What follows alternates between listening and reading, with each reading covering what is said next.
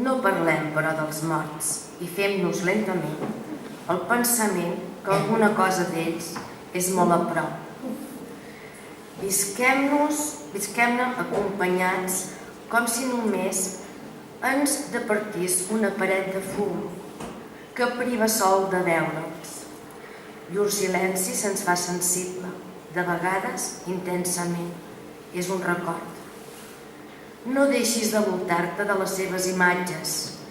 Cada dia posa'ls flors al costat per si poguessin sentir la flaire de les roses. Què sabem de cert de llur manera d'ésser? Preservem les coses que van tocar. Deixem-les allà on eren, quietament, i potser un dia se'n manifestaran. I si no ho fan, espera, pacientment, contemplativament, tota la vida. Viu la vida, mesclada amb ells.